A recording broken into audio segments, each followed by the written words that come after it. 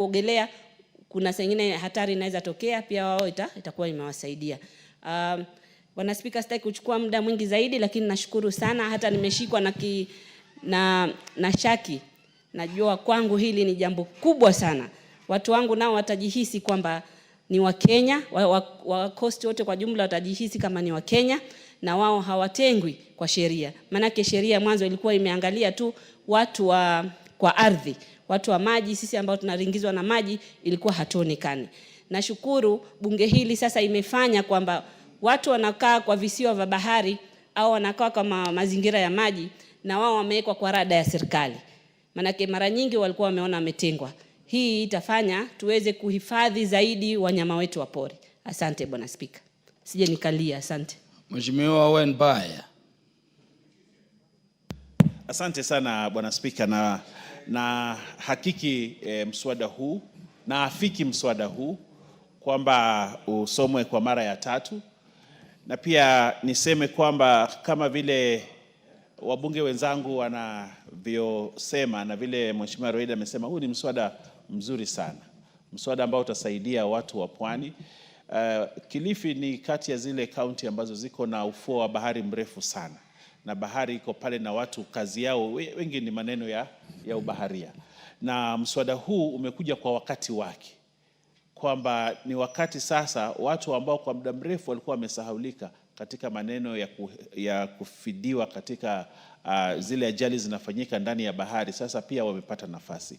Kwa hiyo mimi ile nataka kuomba bunge hili, nataka kuomba uongozi wa bunge, mswada huu upeleke kwa haraka sana, uwekwe sahihi na rais ama assent, ili usikae. Nimeona miswada mingine tumepitisha hapa imekaa haijapelekwa for assent, na mimi nataka niwaombe sana, huu mswada ambao Mheshimiwa Roida ameufanyia kazi sana na ameweka kazi zake sana na amepatia matumaini watu wa Lamu na watu wa pwani, kwamba ufikishwe kwa haraka sana kwa rais, uwekwe sahihi, ili wale ambao wanaumia kwa sababu hii maneno ambayo imefanyika wapate fidia kwa haraka sana. Mimi nataka kuunga mkono. Asante sana. Honorable Charles Nguna Ngusia. Asante sana Bwana Spika kwa kunipa nafasi hii. Charles Nguna Ngusia, just take back your seat. I've not proposed the question for debate. Honorable members, I propose the question that the Wildlife Conservation and Management Amendment Bill, National Assembly Bill number 3 of 2023, be now read a third time.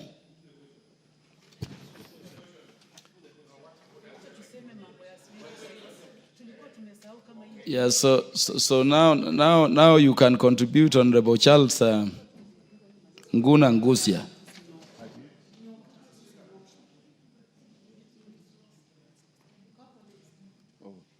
Asante sana Bwana Spika. Nilikuwa nimeharakisha sana kuchangia mswada huu, lakini nimepata ya kwamba umekamilika. Kwa sasa mimi nataka kuongeza sauti yangu kwa hii niunge mkono kabisa, na nataka kuuliza itiwe sahihi haraka iwezekanavyo. Na kama Spika ilivyo desturi yetu, nataka kuomba tafadhali upe dada yangu Recho Kaki, kuna kitu alikuwa anataka kuongezea hii mswada. Asante sana.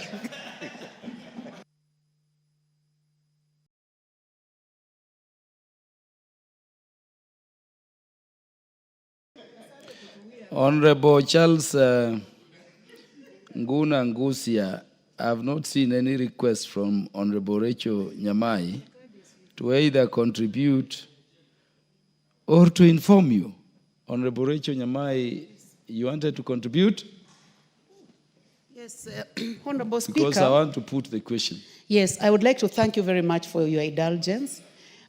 This is a very important bill, and the proposal that has been, the bill that has just passed, Honorable Speaker, is extremely important. I am aware that the committee has been looking on to amend the same act. I know that it will take time, because after being ascended to it, it needs to take about 6 months. But the issue of snake bites, Honorable Speaker, is a big issue that must be discussed now by this House.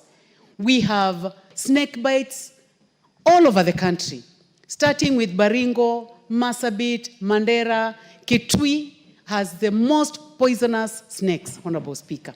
And we realize that when this amendment was being done, snake bites seems to have been left out. And I remember it was also removed, actually, in the 12th Parliament. So I would like to request the chair of this committee, after the passage of the 6 months, we will be bringing an amendment so that we also consider snake bites, because snake bites are killing too many people. And the ministry was in my constituency about 3 weeks ago, and the issue of snake bites was raised by my constituents, and so many people are calling for inclusion of snake bites in the compensation as part of the compensation we are discussing today. Thank you very much, Honorable Speaker, for your indulgence. I support. Yeah, Honorable Rachel, you raise a very important issue. My own grandmother, I never saw my paternal grandmother. He died of a snake bite. And so don't wait for 6 months. You can join the committee in pursuing that endeavor. Honorable members, because of other businesses, let me put the question. I have confirmed that we have the requisite quorum in the House for purposes of making a decision. I therefore put the question, which is that the Wildlife Conservation and Management Amendment Bill, National Assembly Bill number 3 of 2023, be now read a third time. As many as are of that opinion say aye. Aye. As many as are of a contrary opinion say nay. The ayes have it. A bill for an act of parliament to amend the Wildlife Conservation and Management Act 2013.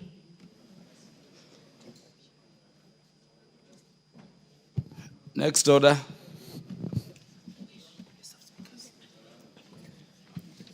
Order number 15, motion, exemption of major roads, expansion of major roads in the country to dual carriages, resumption of debate.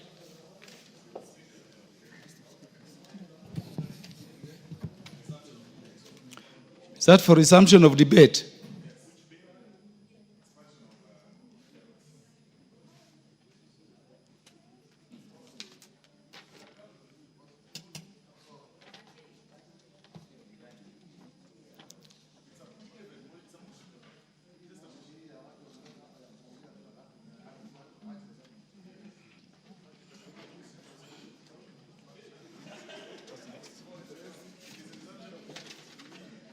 Is it for resumption of debate?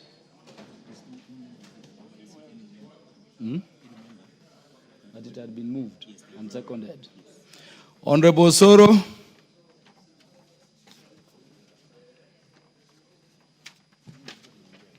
Thank you very much, Honorable Speaker. Honorable Speaker, I rise to support the motion by the Honorable Faith Gitao on the expansion of major roads in the country to dual carriages. Honorable Speaker, the road issue or the road matter is actually a thorn in the flesh of many Kenyans, Honorable Speaker. That when you move around the world, those of us who have had the privilege to travel across the world, you'll agree with me that we are behind schedule in terms of the road network as a country, Honorable Speaker. But of importance, Honorable Speaker, is the proposal or the motion by the Honorable Faith Gitao that seeks, or rather that brings us to the attention of everybody, Honorable Speaker, about the expansion of these major roads. Honorable Speaker, when you look, or if you've had an opportunity to travel or to make your way or to drive or whichever way from Nairobi all the way to Nakuru, then all the way to Kericho, all through to that route, Honorable Speaker, you'll agree with me that over the weekends, that route is extremely busy. Very, very busy. Because unlike the traditional holiday places that have been said before, like Mombasa and, the South Coast, the North Coast and all those places, other Kenyans opt, Honorable Speaker, to drive from Nairobi to Naivasha for what nowadays they call staycation or something, or just a little bit of some holiday, because that is another area that has become a common holiday destination, especially for those who are not able to raise enough money, Honorable Speaker, and even not even enough money. There are very, very good hotels, Honorable Speaker, nowadays in Nakuru, Naivasha area, Honorable Speaker, that people go for holidays, Honorable Speaker. But unfortunately, there is a challenge. You drive all the way from Nairobi, you get to Westlands, but past Limuru, Honorable Speaker, you then now start finding a challenge or getting a challenge of the road network because of so many vehicles, Honorable Speaker, on the way. Because there are so many vehicles on the way in that route. If there is something that we need to think of as a country, is expanding such highways, Honorable Speaker.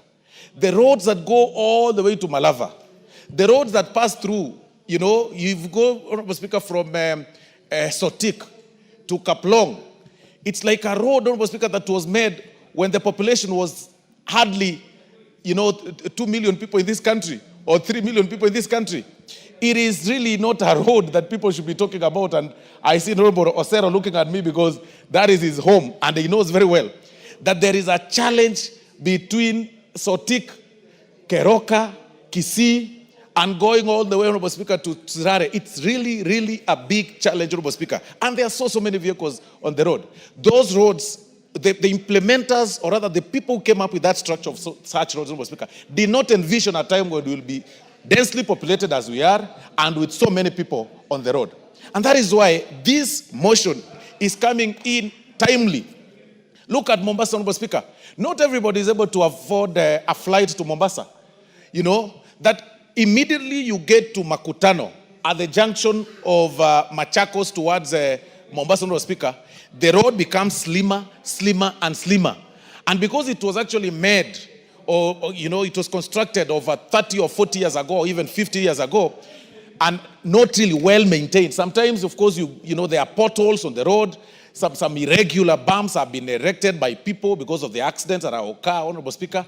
And we even squeeze ourselves in the trailers when you're driving in those roads. I mean, really, it is about time that we start having this discussion on how we can be able to expand these roads to have every major road as a dual carriage, Honorable Speaker. But even as we get to that, then we then need to sit down and ask ourselves this question. Is it then possible for this country, the country's budget, to meet those needs? Is it possible that within the budget that we have, Honorable Speaker, that we have all those roads, made under dual carriage, Honorable Speaker? What then, when you ask yourself this question, then it brings up for this answer that it's about time we also start thinking on how we can engage investors on such structures under the PPP terms. That if the government is not able to construct these roads because of the taxes, the insufficient budget that we have, Honorable Speaker, and of course there's several needs, then it's about time that we start embracing the question of the private-public partnerships across the country. It is the question of time. It is about time that you start thinking about that, right? That if you're doing a road towards Malava from Nairobi, then have an investor construct an 8-lane structure, 8-lane carriage on one side, and 8-lane carriage on the other side, with the exclusion of a free one. Then you do tolling so that you are able to recover your money. So you do 8. If you want to go express to Malava, use the dual carriage. If you do not want to pay for through the toll station, then just a similar thing that happens, of course, Honorable Speaker, to the expressway. Then you are left with that small, slender road, the old one, so that you can use and remain on traffic as you want.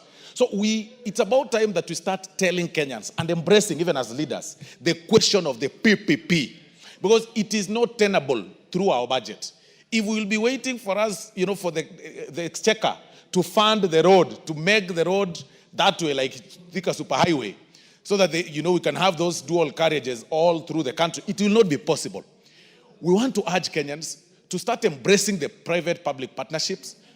A similar thing that happened, a similar one like the expressway, it's optional for you to get through the expressway to the JKIA, or you use the underpass and go, it's free, and then go to JKIA. The difference is that one will save time, the other one will pay at a cost. So those are the things that we need to embrace, because it is timely. Looking at the city planning, looking at the country's planning, we are a little bit behind.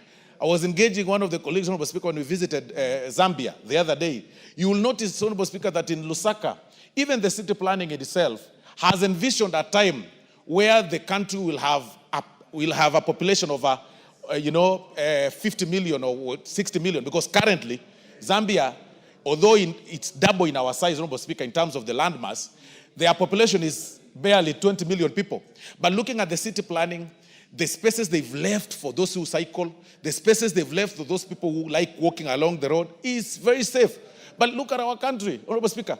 The cyclists, the people, the cyclists are riding their motorbikes and their bicycles just besides the vehicles, and besides those people who are doing jogging every day, and besides, of course, trailers, quite risky. And that is why, Honorable Speaker, we've got so many cases of hit and run. And I can tell you, as a legal practitioner, when I started practicing law, Honorable Speaker, the very first thing I started doing, Honorable Speaker, is going through the morgues, Honorable Speaker, for what we call ambulance chasing. And that's what most people who start practicing do whenever because it is common. People are dying on the road, Honorable Speaker, through hit and run. People are hit daily. And because of the nature of our laws, nowadays when you get a person hit by the roadside, Honorable Speaker, you can hardly stop and pick him, because when you take, even if he's, has some little pass left for him to be saved, you will fear, because when you take them to the hospital, you are asked, okay, so are you the one that hit this person? And the police will be after you. And that is why we are turning to be a country of each person for himself and God for us all. It's quite unfortunate. But General Honorable Speaker, it is about time that we start thinking through the PPPs. We start looking for the investors, viable and quality investors, to help us do the dual carriages. They toll to recover their money, but still we leave that slender one, we leave that road, that particular one, to be free of charge, so that you have an option to either toll, use through the toll station and pay, or pass through the normal one. So with that, Honorable Speaker, and this one should actually go deep into the villages, so that it can actually open up the economic channels of this country. With those very many remarks, Honorable Speaker, I am very impressed by the Honorable Faith Gitau's motion, and I suggest that it just doesn't end in these structures of motion. We need to think through the public-private partnership, Honorable Speaker, in terms of, for us to engage, for us to be able to achieve this, because it is not possible to do this through the exchequer. I beg to support, Honorable Speaker, and I thank you very much.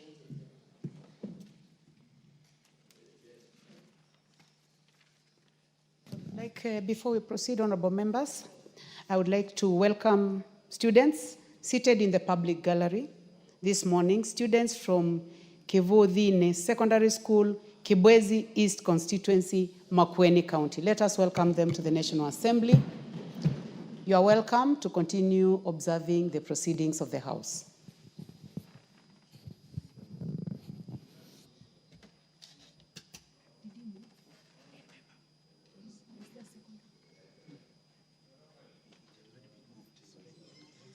The Honorable Ekomas Mutuse, you may proceed, and I would like to request you, I've given you a chance there so that you may also welcome the students from Kibwezi.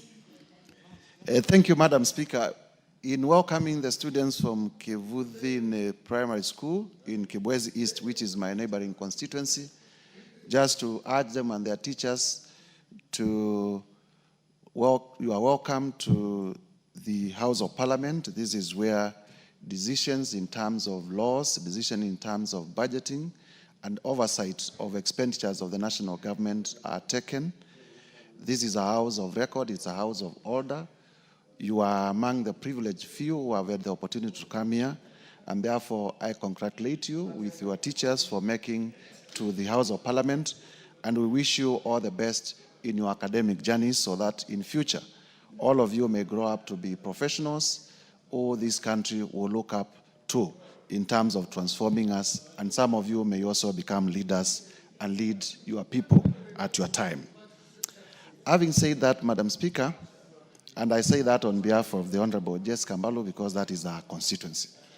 Having said that, Madam Speaker, allow me to now comment on the motion for the expansion of major roads in the country to dual carriageways that has been moved by the Honorable Faith Gitau. From the onset, Madam Speaker, this is a motion that is not only timely, but is something that should have been done by the country many, many years ago.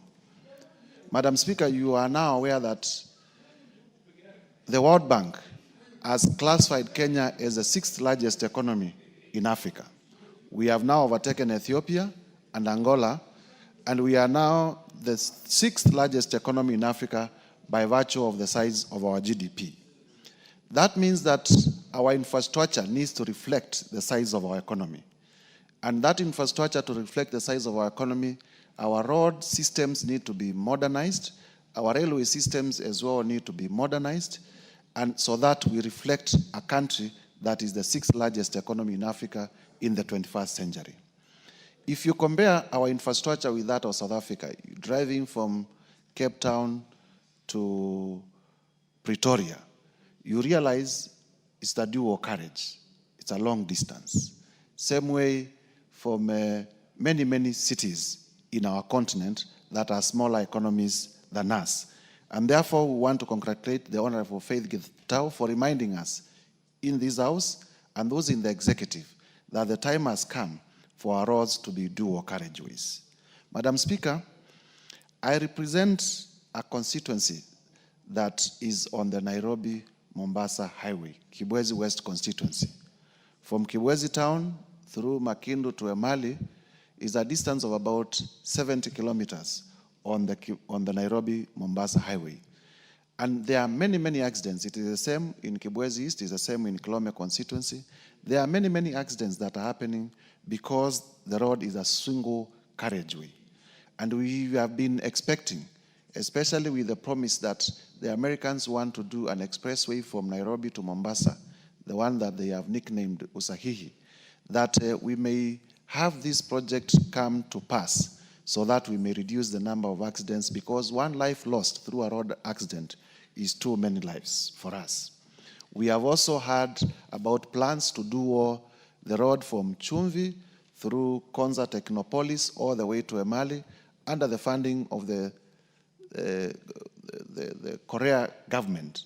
And I stand to request the executive to fast track such plans so that my people, the people living along the Nairobi-Mombasa Highway, may stop losing their lives because of avoidable accidents that can be avoided by dualing the Mombasa-Nairobi Highway. As for the funding, everything starts with an idea. And we cannot fear to propose ideas of dualing our roads because we do not have the money. And therefore, I want, as I support this motion, to urge the State Department for Roads to come up with a plan on how we can dual our roads and to engage Parliament so that we may pass the necessary policy and legislative framework to facilitate the dualing of all the roads in the Republic of Kenya so that we may reflect the economy that we are, that we may become attractive even to foreign investment and attract more people to come to our country, because a road network, attractive road network also is important in terms of the image of our country that we give to the people who visit our country. Having said that, Madam Speaker, I beg to support and urge that it doesn't end at mere debate, that the Committee on Implementation will pick it up so that we may have a concrete plan with clear timelines on how this will be achieved. I thank you, Madam Speaker, for the opportunity. Thank you very much, Honorable Mutuse. The Honorable Naomi Wako, member for Marsabit. Thank you very much, Honorable Speaker, for allowing me to add my contribution to this very important motion brought by Honorable Faith Gitau, one of our very diligent commissioner and a member of Parliament. Honorable Speaker, as I stand, I want to confirm that I support this motion because it touches on one of the most important things that we depend on as a country. Honorable Speaker, the proposal that this House resolves that the government, through the Ministry of Roads and Transport, undertakes an expansion program of national trunk roads with the view of upgrading all classes A, B, and C roads in the country from two-way lanes to dual carriageway, one-way roads with the necessary infrastructure that include footbridges, safe crossing zones at regular intervals. Honorable Speaker, I fully support this because we know very well as a country, so many innocent lives have been lost. We've lost many people. We've lost even tourists who have been in our country due to road carnage. We've lost our young people, students, going for school trips or maybe going to their schools because of road carnage. And by expanding our road, we are sure that the accidents that keep happening in our country and on the roads will be reduced. Honorable Speaker, even as we propose this, some disciplines must be observed of time and how the drivers, should conduct themselves, and having the driving license and doing all the due diligence will help us and add a lot of value to the suggestion that we are making. And again, Honorable Speaker, expanding our roads will be profitable to our country. Our economy will grow because we know very well that many of our neighboring countries depend on us. And by expanding our roads, then we know that we will be able to grow our economy and we'll be able even to be of use to our neighbors, because Kenya, as it is today, we are at the front line and leading from there. We wouldn't want, to cause chaos and also other people to be in our country and have accidents. Honorable Speaker, we also know very well that road transport is still the preferred mode of travel and transport for many Kenyans, simply because it is affordable. And many of us prefer it because we know that when you're on the road, you are safe enough unless maybe something that you are not aware happens. You know that you will be able to reach your destination safely. But again, if we are not able to manage and to control well, we will continue losing a lot of people. Honorable Speaker, we know that even for the service delivery, we depend on our roads for the service delivery. And these days we have our motorbike, the border borders, who support us. And what the motion is supporting is going to help us a lot, because with what she's saying, safe crossing zones at regular intervals, proper drainage system, and other requisite infrastructure for their optimal operation. Even our border people will have their own path to be riding on, and that will be safe, because right now we are mingling and everybody is trying to compete for space on our roads, which is not safe. And again, we are not saving time. So that we can save time, we can also be effective, we can also be able to achieve many things as we consider doing different things, then we will be able to manage very well. Honorable Speaker, again, it is the suitable way or suitable means of transport when it comes to short distance, because you cannot fly, you cannot jump over, you have to have proper way of driving and just getting to your destination on time. And this is the only way we can be able to achieve all our goals. It is my prayer that we will be able to do this, so that in our country, we already have a lot of challenges. We have many people, blaming the government for doing different things. We have Kenyans crying because of poor economy. We have challenges because businesses are not doing well. If we can ease the traffic and if we can help our people to have at least safe way of traveling and reaching their destination, people's businesses will pick and we will be able to do a lot. With those few remarks, Honorable Speaker, I support and I request the other members also to support this motion. Thank you. Thank you very much, Naomi Wako, the Deputy Whip. The Honorable Gideon Ochanda, member for Bondo. Thank you, Madam Speaker. Madam Speaker, there are a number of things that if people and governments are not able to realize and to do, will continue being in many, many, many problems. One of these is the issue of planning and the use of data. Our successive governments are well aware that we have more vehicles on the road each year as years advance. What is it that we are doing, or what is it that we are placing for purposes of this increase of traffic in terms of our road infrastructure? I think there are some very basic things, very, very, very basic, that governments, the successive governments, have not worked towards this. And they are well aware that vehicles are registered every day, the number has been going up, and where we are taking these vehicles to is not developed. It's a similar problem we have, for example, in housing and what we are seeing in Nairobi now. One house or a household is brought down, one building, and instead it is replaced by a massive house of more than 40 households.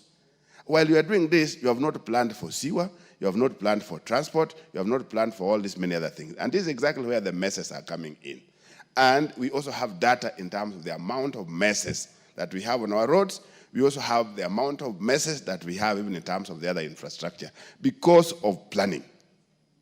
I don't want to say that planning has not been bad, but somebody is ignoring, because these are very bare facts, that when you increase in number, definitely there must be a provision. Even if it is water, there must be a provision.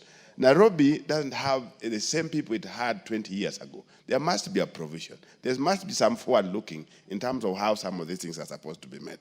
And Madam Speaker, even some very basic way of how government raises revenue, we are well aware that if you put aside the formal ways of raising taxes or revenue, transport sector is one of the biggest sectors that helps these governments to raise money. What is it that we are doing when you are very sure that a sector generates for you money? It is a sector again that you ignore. Because if it were any other ordinary mind, you'll invest more where you generate more. And there was a policy in this country one time that you put more where you get more. You put more money where more money comes from. I don't know where this was lost. And a more particular one is where we use planning deliberately for a 5-year cycle. We plan with politics in mind. I think this is where there's a big problem. Because we are talking about these major roads. Some of them cannot be fixed within the 5-year period. But for purposes of planning and investment in them, it is important that we spread them across. Where we are at the moment, we are seeing problems that we would have avoided many years ago. 60 years since independence, we've only managed to do a railway, the SGR, which even as at now is still not in our hands. We've not done any. And yet we know that this would have been the best alternative to the road problems. You look at the colonial government, they were able to do this railway from Mombasa to Uganda in a decade. Yeah? And that was from 1901, 1902, and those are ages ago. Here we are, since independence, we are not even able to do a 1 or so kilometer of even if the old railway system that we were using before, even if we decided to put aside the SGR.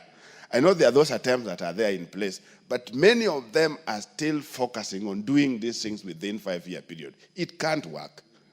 So for purpose of our planning, we needed to know that from Mombasa to Nairobi was to be done in a certain period of time, Nairobi, Busia, or Malaba to be done in a certain period of time, Nairobi, Garissa to be done in a certain period of time, Nairobi, Kisumu, and whatever to be done in a certain period of time. This is exactly what has helped Tanzania.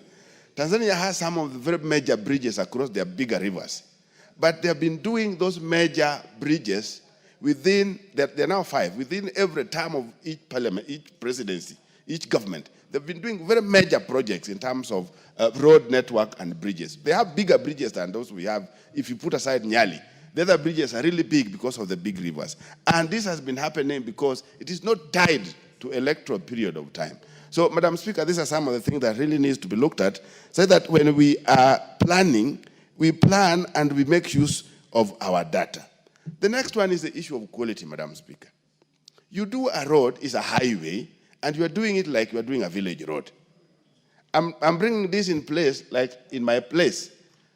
We have a road, a Kenha road done from Kisian to Osieko. It's a Kenha road.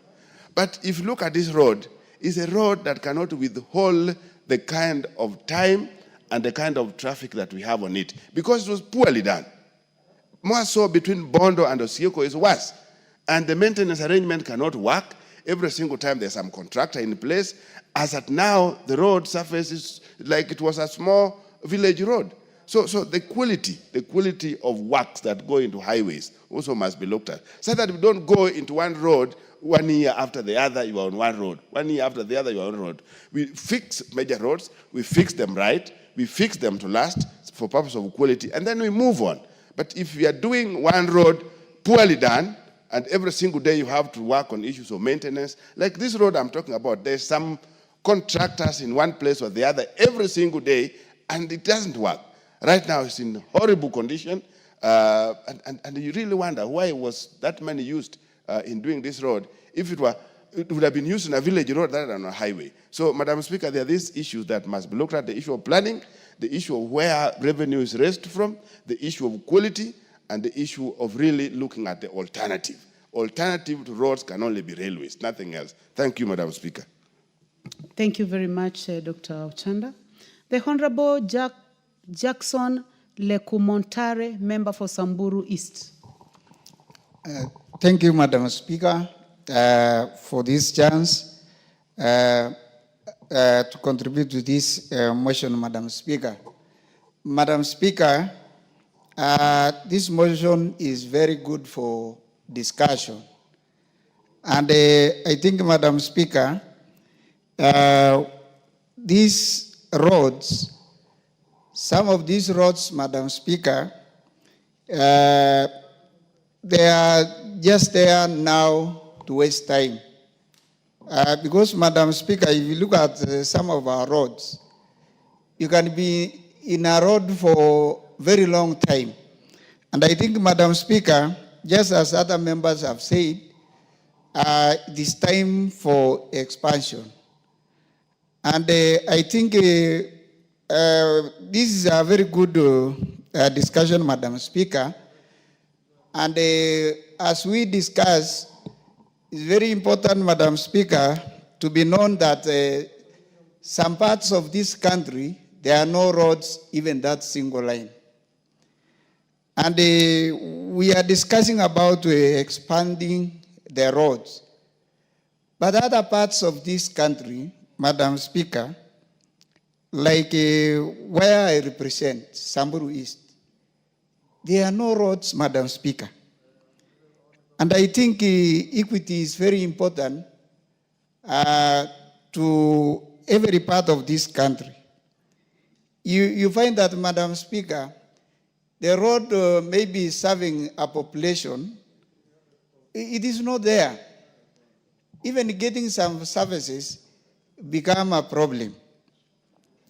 And if at all we are in the same country, then it is advisable and it is very important, even for those who implement these projects, to consider every part of this country. It's even better, Madam Speaker, to say every constituency should have at least a tarmac road. But I think some parts of this country, even children are going to see tarmac after 60 years of independence. And it is very important, Madam Speaker, as we talk about expanding the existing roads. The time for this expansion is also an issue. Madam Speaker, if you look at the road passing through Karatina, that road, I usually pass that road. And since I came to this parliament, now this is my second term, the contractors have been there since. Even when I was a teacher, I used to pass there, Madam Speaker, and the contractors on the site throughout. I don't know when will that road be completed. And I think people are not serious even to do what they are supposed to do. Because for more than 10 years, just trying to expand the road, it is not moving. So it is a good thing to discuss, a good thing to bring this motion. And I think it is important that it should be implemented, Madam Speaker. We lack good roads in this country. And I don't agree, Madam Speaker, when we say the resources are not enough, because they are enough in other places. It is only people are not looking at the whole country in a very fair manner. Some parts will get a lot of money, while others, when we look at other parts, then there is no funds. That is the usual song people are singing every now and then. And I think it is now the high time the government should be able to look at every part and consider it. If the budget is small, then it should be small for everybody. But you can find other places getting a lot of money, but others, no roads throughout. And we are in the same country. So I think it is very good. We really need to look at how maybe we can get funds to try help Kenyans. If you look at even the commodities, the way people are getting even food, commodities in other places, it is very high because of bad roads. When people are saying here Unga has gone, Madam Speaker, in our places, we even don't talk because the road is worsening even what our people are getting. So I think it's a good thing, good to discuss, but very important to note that there are no roads in other places. And I think if we really want to be fair, let us look at every corner of this country. Thank you, Madam Speaker. I support this expansion of roads to every place. Thank you.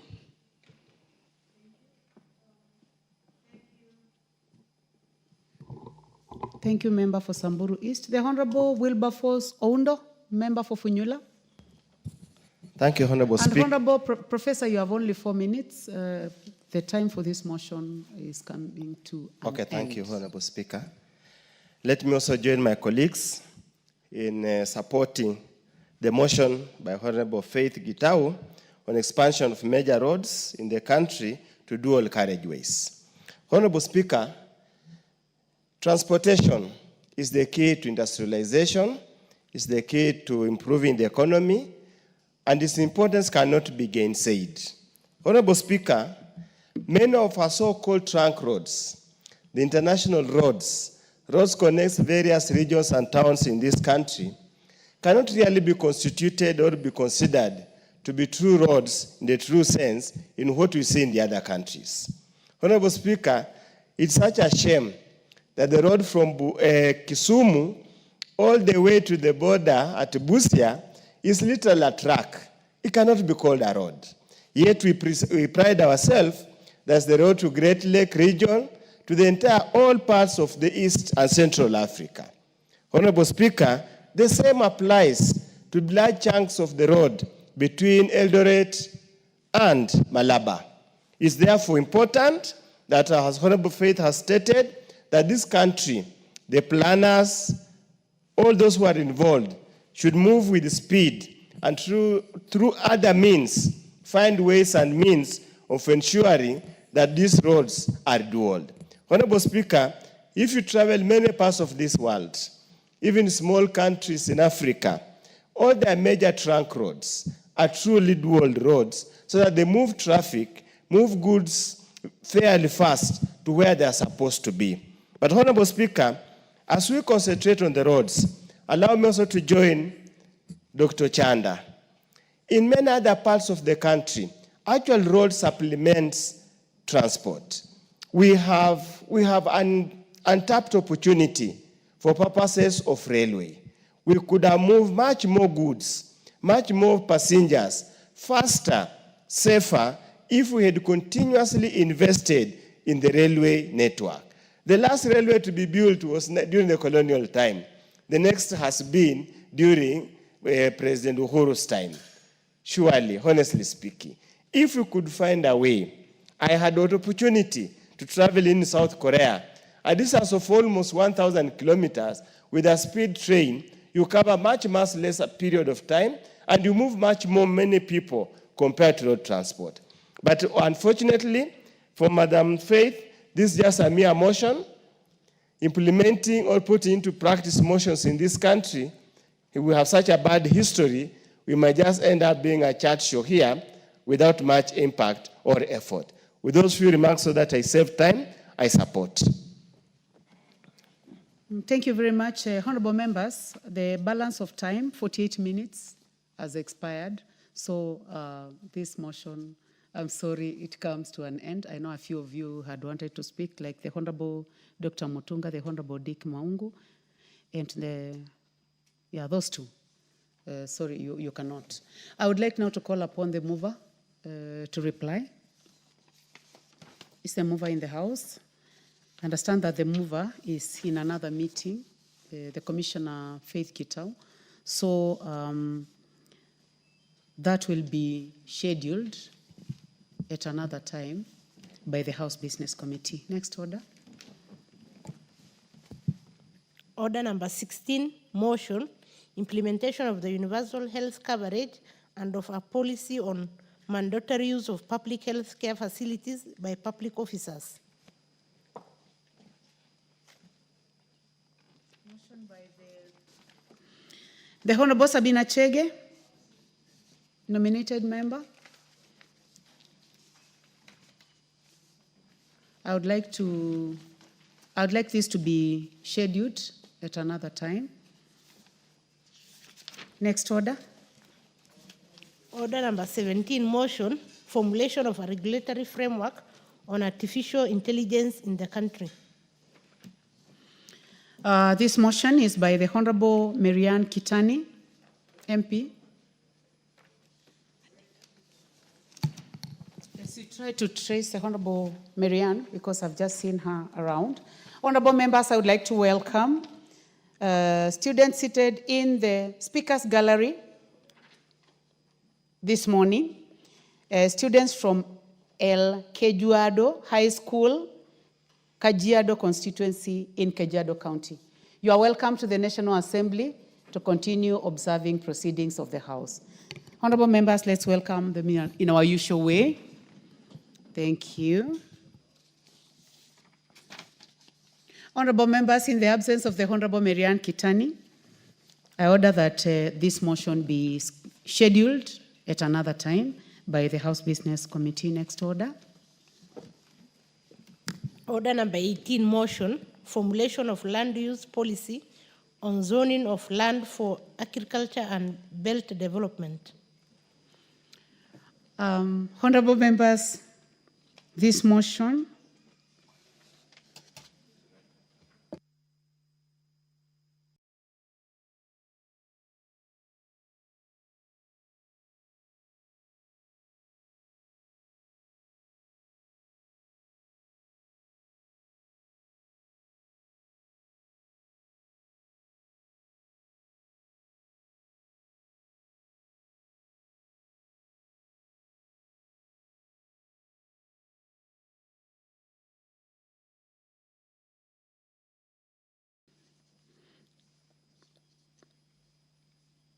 motion number 18, formulation of land use policy on zoning by the Honorable Timothy Wanyonyi,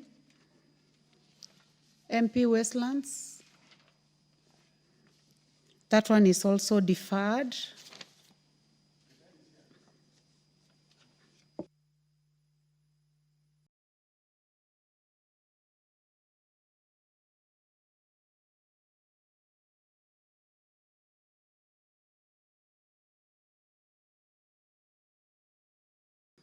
Honorable members, I would like to inquire from the Honorable Kitani. Please approach the table.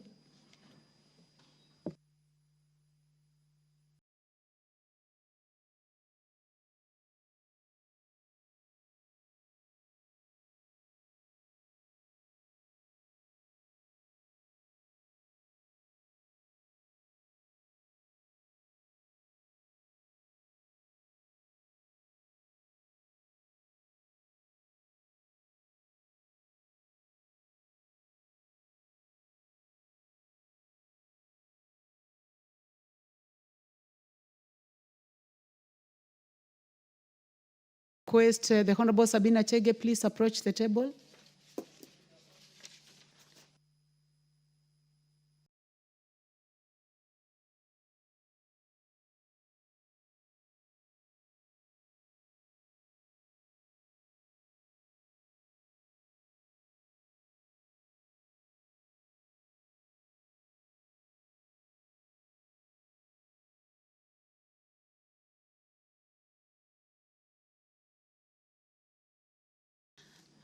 So I request the clerk to call order number 17.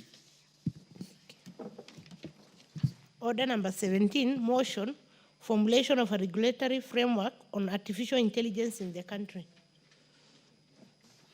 The Honorable Marianne Kitani, please proceed. Thank you, Honorable Speaker. Motion on artificial intelligence, on regulatory framework on artificial intelligence in the country.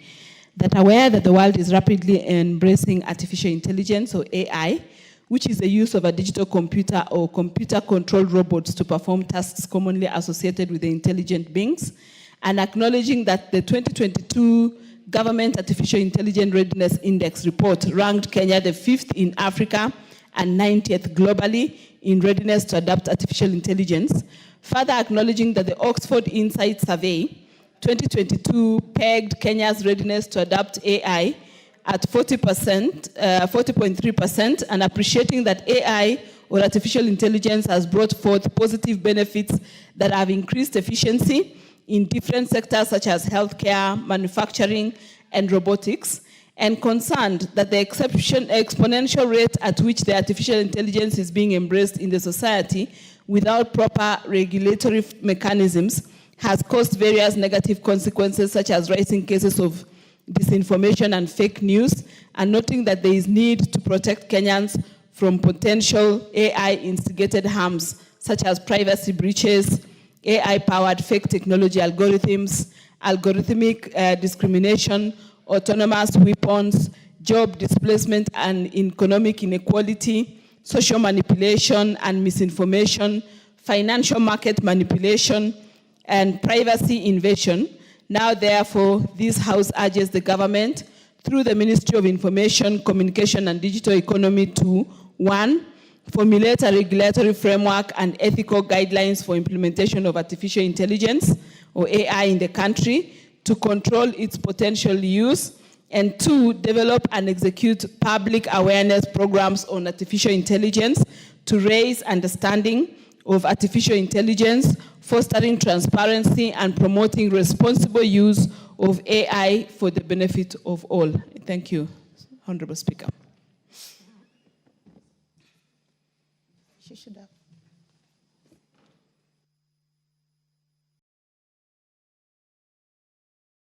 You need to move the motion. Do you have a seconder? Okay. I'll ask Honorable Maungo to second. I move the motion that formulation of a regulatory framework on artificial intelligence in the country, and ask Honorable Maungo to second. Thank you.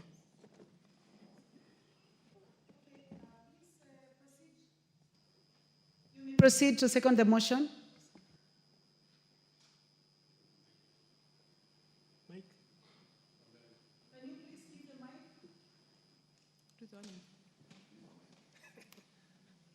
I've been given double mics. Thank you, Madam Speaker. Allow me first and foremost acknowledge that Honorable Marianne has just proposed a very important and significant motion that comes at a time where the country is at a point in time, Madam Speaker, where artificial intelligence is a thing of the day. Madam Speaker, as well captured, regulatory framework may be the most important thing to do at a point like this, because there are several benefits that accrue to the country, several benefits accrue to the citizens and the community at large by using artificial intelligence. Madam Speaker, we have been able to see what artificial intelligence can do, and we live in a society that is a global village, Madam Speaker. And if we don't have regulatory framework within which artificial intelligence will be used, Madam Speaker, members of the public and the country at large is likely to suffer some consequences, Madam Speaker. And therefore, having a framework within which people, the public, can use AI will be the way to go. I therefore second. Thank you.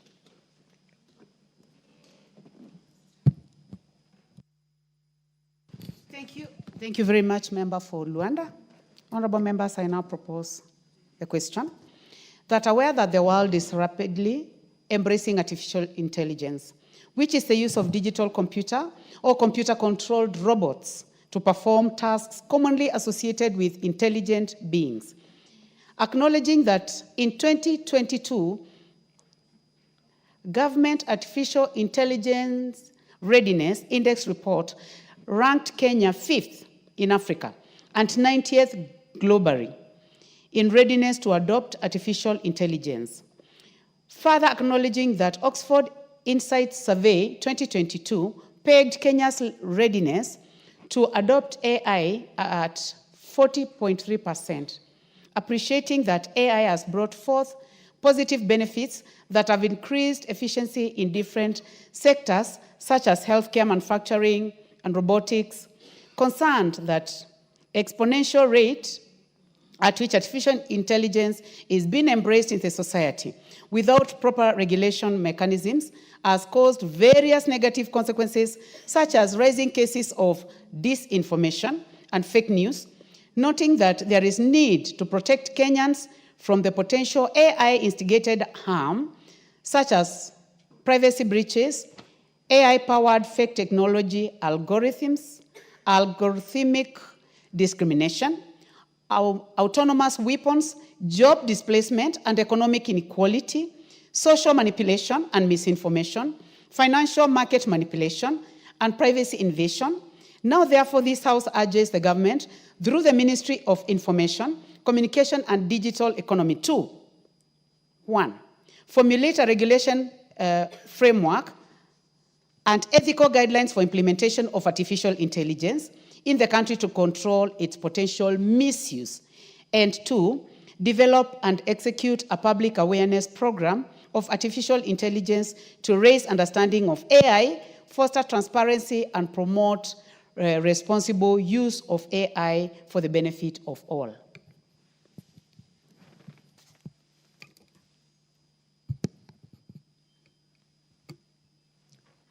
Honorable Gideon Ochanda. The Honorable Karemba, do you have a point of order? Anything out of order, Honorable Karemba? Not a point of order. You wanted to contribute? Yes. In that case, let me give the first opportunity to the Honorable Gideon Ochanda. Are you interested in this one, or it was the earlier one? Okay, you may proceed. Thanks, Madam Speaker. Madam Speaker, the world is moving very, very, very fast. And in the study of what we call political science, the animals that move so slowly is the governments. Governments are very slow. They can't move at the speed at which the world is going.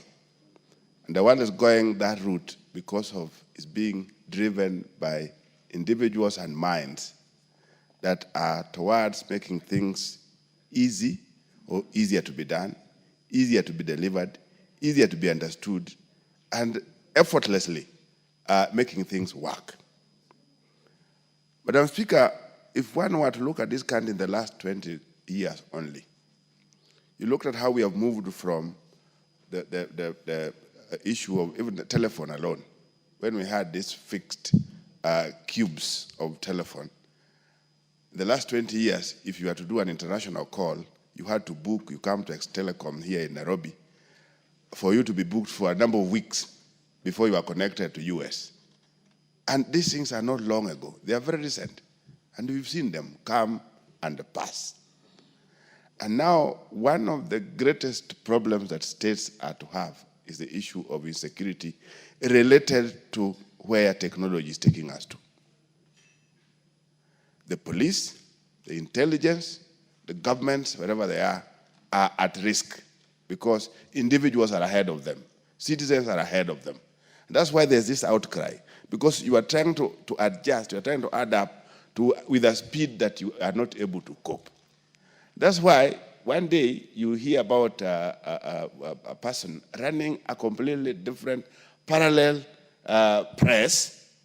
The government is not aware, the main press is not aware, and the following day it brings issues. So we are slow.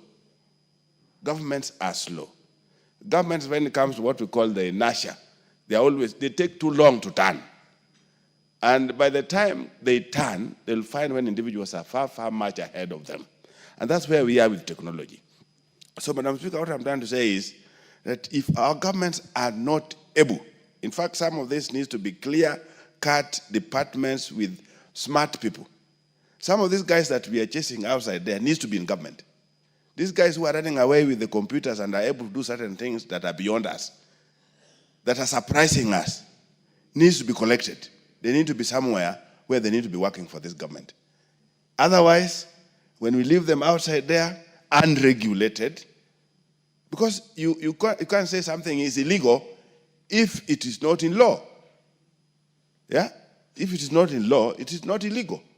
So even if when one commits it, whether it is bad or wrong, there's nowhere you will take them to. And that's exactly where we are in this nation as at now. That we have individuals ahead of this government in terms of IQ, in terms of where they are, in terms of technology. They are ahead. And the best that the government is supposed to do is to collect these guys somewhere. And I think that's what many governments are doing. Collect all these smart brains, have them somewhere. Because you know, if you leave them, they are going to be ahead of you. And it's going to be a disaster. Number two, Madam Speaker, we are talking about unemployment. The issue of AI is the issue that is to deal with labor problems. Labor.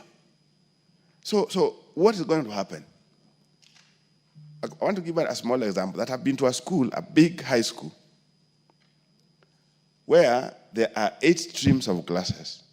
And this school, compared to other schools, including mine, a school in my constituency that's employing 98 teachers, this school is only employing 18 teachers. And they are working in a manner that one teacher in a small corner of a computer room is able to handle 8 streams or 8 classes at a go. So look at that. If we went that route, what happens with these many teachers that we are training? That's where the contradiction comes in. What happens to these thousands of people that we are training? This government has done very well, particularly in terms of recruitment of teachers. We are above 70,000 people teachers that have been recruited. Those that have not been recruited are still in their thousands. Those that are in colleges are in their thousands. Universities alone are churning not less than 100,000 people or students each year. Funny, Madam Speaker, you know, when I finished the university, my first degree, we were only 2,019 people in the whole country. And this is not long ago. Now we are churning out over 100,000 in 1 year. Where are they going to? So while we look at that in terms of the amount of labor that we are likely to churn out for work, compare that with where we are moving towards the issue of AI, and many are not still looking at this, we are likely to be in crazy situations. That's where there's this thing that I was talking, that Ketan talked about, the issue of awareness. What is it that we need to put forward as governments, as people? Are we able to prepare our people that, no, let them look out? They are likely going to be out of jobs. There will be no jobs for them. Why? Because of AI.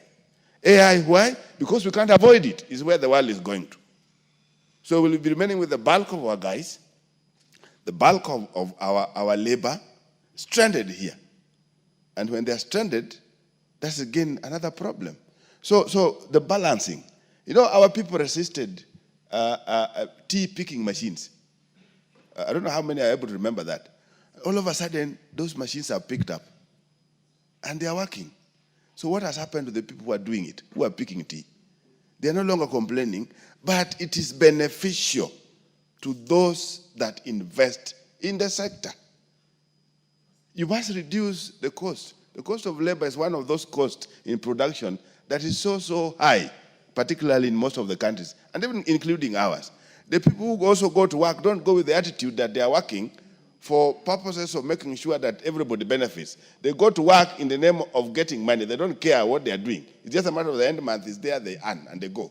So by the end of the day, if a potential employer or any other employer anywhere else realizes that they have alternatives to that labor, they'll definitely pick it. So as a country, as a people, we must be very, very careful moving forward. AI is a must. And if we don't do it, if we don't regulate it, it's going to run ahead of us. It's going to run ahead of the government. People are going to do it. And already they are experimenting. Some countries are delivering, I think, blood and all that with the robots in the country. So what happens if Lamu has robots, Busia has robots, and all of them are in the air, running helter-skelter everywhere else without any regulation, without any kind of commands? So I want to believe, Madam Speaker, this is apt. The motion is apt, and the government must look at it. Even when they look at it in terms of how motions are implementable or not, it gives the government a warning that there's something that must be done. Thank you, Madam Speaker.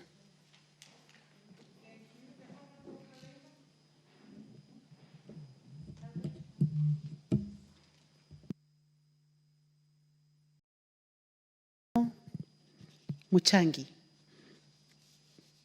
Please trace him and give him the mic. Thank you, Honorable Speaker. And Honorable Speaker, Karemba is also my name. Should always be very comfortable. Yeah, it is my name. It's my official. It's an official name. Yeah. Thank you very much. So, Honorable Speaker, I want to rise to support this motion by the Honorable Member for Aldai. And I would say it is a very timely motion, given that the world is moving very fast, matters technology. And there isn't a better time to introduce this conversation in this country than now. AI, Madam Speaker, has great potential and can impact very positively on very many areas. But still, Honorable Speaker, it has great potential for damages.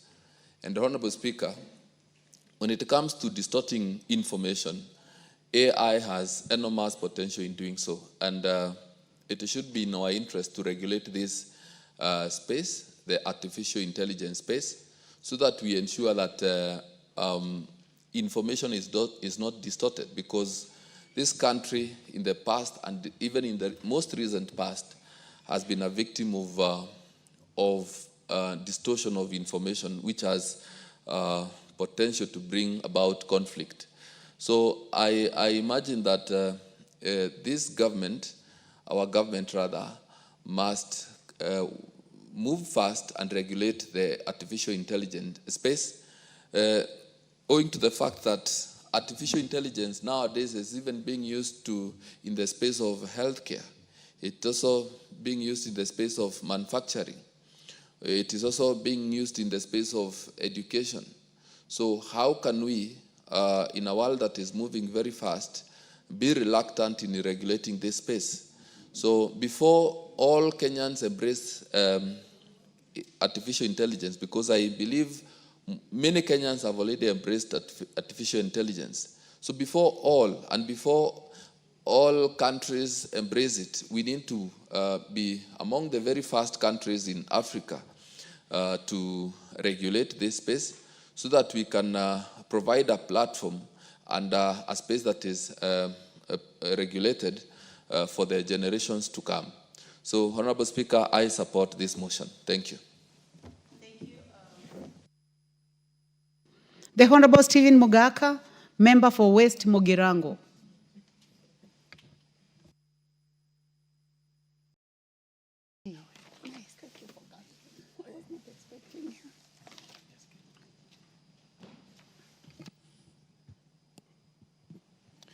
Thank you. Thank you so much, Madam Speaker, for the opportunity for me to contribute to this overdue motion.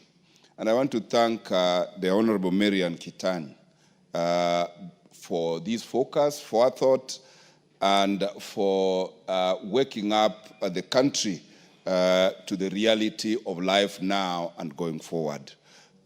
Madam Speaker, we all know that technology is the driver of everything at the moment. And AI is the latest entrant into the toolkit in ICT that has made work extremely easy, that has increased efficiency, that has made it possible to improve productivity, but that has also come with equal dangers because technology, like anything good, is a double-edged sword. And as much as it is very helpful and is actually now the driver of serious economies of this country, of this globe, it is also having equal damage. Because when you employ AI in warfare, like is happening elsewhere in the world today, you can see the havoc that is being created by military people who are not at the war front, but are remotely attacking their perceived enemies and causing a lot of harm. Madam Speaker, Kenya has invested heavily in technical training institutes. And we have supplied them with very basic ICT support material. I am urging this country, and this House in particular, to incorporate AI training and AI training infrastructure in all our technical training institutes so that we tool our learners with the latest toolkit in the technological world. Because I'm aware that with AI, the practice of all professions, call it medicine, call it law, call it architecture, has been completely revolutionized. I do remember, Madam Speaker, courtesy of the COVID-19, as a practicing lawyer, we didn't know where we would have gone if our judicial system had not automated, so that we were able to practice law from our houses, practice law from our home, present witnesses from where they are, rather than having to transport them to courts and expose them to COVID-19. And I'm happy that we did those basic steps out of total necessity. Now we are where it is either you embrace AI or you are edged out of whatever market or business that you are in. It is my humble prayer that in the budgets going forward, we must start with a policy framework of how to embrace AI and maximize its utility so that we release a lot of man-hours of people traveling on the roads to workplaces, of sitting in the offices waiting for a colleague to bring a key to open so that you access your working material, so that we can release as much labor or man-hours as possible to alternative economic employment. In other words, Madam Speaker, I am saying what machine can do, let not man bother to struggle to do, because machines are efficient, impossible to interfere with, incorruptible, and therefore this is the direction this country should go. Looking at the budget we have in the education sector, for instance, Madam Speaker, where we are told that even with that budget, other children in this country are still learning under trees.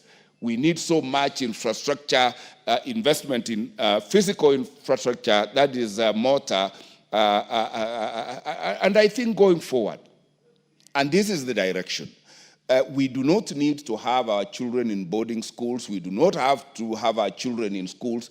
children can learn from home so that we can improve parenting and be able to reduce the rate of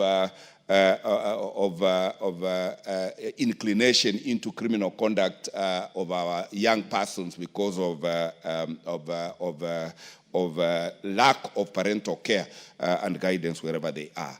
And I want to plead that our ICT ministry wakes up and draws a policy framework that this House should debate, discuss, approve, and then inculcate, create a very deliberate learning program for all sectors, both private and public sector, so that as a country, we embrace technology, we embrace AI, we exploit the advantages of that AI and be able to be an industrial giant in a very short while. And as we do that, we urge the engineers in this sector to be very candid with the country on the dangers associated with the use of that technology so that we build up firewalls, we build up regulatory mechanisms to ensure that what is so good when used badly does not become extremely destructive. And with that, Madam Speaker, I support and thank the people of West Mogrango all the time for making me their member of parliament. And I think, Madam Speaker, I invite you there to confirm that I attend parliament every other day and make contributions whenever asked to do so. Thank you, Madam Speaker. Thank you. Actually, when you are speaking, I noticed that you seem to be very happy today. So, and you are also bringing the same happiness to the House, and thank you for your invitation. The Honorable Geoffrey Mulanya, member for Nambale. Thank you, Madam Speaker, for giving the opportunity to speak on this motion. Madam Speaker, as has been said by my colleagues, it is very important that we get a proper regulatory framework to control the use of artificial intelligence in this country. We know that the society is moving very fast. And Madam Speaker, you know that every time we have new children born in society, their minds are racing ahead of even the parents. And this is courtesy of the information technology that's being availed. When you buy a new phone, there are new technology that is being advanced daily. But now the government is not moving at the same pace in this particular space. You note that, Madam Speaker, currently as you speak, the AI is the one being used by most doctors right now in prescribing medicine, which is dangerous. AI is being used in education for teachers who are preparing learning lessons to teach in schools. AI is being even used in the legal fraternity. The other day, I had a complaint from a judge indicating that young advocates are now using AI to prepare submissions to forward in court, whereby they are quoting non-existing laws, non-existing judicial precedents that we rely on in legal, in our courts, so that this can easily mislead a court to arrive at a wrong decision. Because in a legal, in our legal circles, we normally rely heavily on the previous decided case so that we have a sequence. We don't want to have contradictions. But when someone is now coming in, we're using artificial intelligence to prepare submissions, quote non-existing cases, you find out that the judge that is presiding over the case is easily going to be misled. We also have the AI being used by architects drawing houses, which is now becoming very dangerous. Madam Speaker, you note, as it has been said, the lack of regulatory framework is one that has led into all these things happening in our society.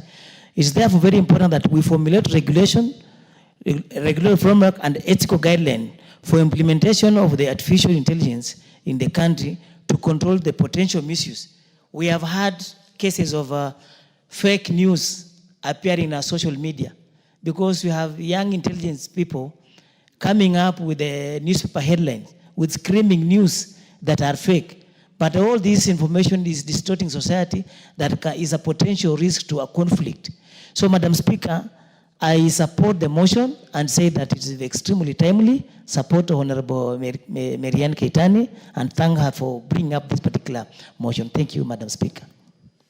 Thank you very much, Member for Nambale. The Honorable Dr. John Mutunga, Member for Tigania West and Chair Agriculture. Thank you very much, Honorable Speaker, for the opportunity to also add my voice to the Honorable Marianne Keitany's motion on the need for regulatory framework in the use of artificial intelligence. Honorable Speaker, in the stage at which we are technologically, Kenya will have no choice other than embrace artificial intelligence. As we speak, Honorable Speaker, we've already embraced anyway in certain sectors, and the process is ongoing. So what is important, and what the Honorable Member is speaking so loudly about, is having a regulatory framework that will basically guide on how to use artificial intelligence in the advent of losses of job, potential losses of job, and the need for further and more intensive and more complicated industrialization, as well as the growth of stage that we are in. Honorable Speaker, we witness in movies, and sometimes in the newscasts, most of the time, we see how artificial intelligence has played a role in especially collecting intelligence from various places, and also for even mapping, geomapping of an area, where we use drones, even determining where to spray in agricultural, pest and disease control. Artificial intelligence has become very, very, very important. In modern warfare, drones have been used quite a lot.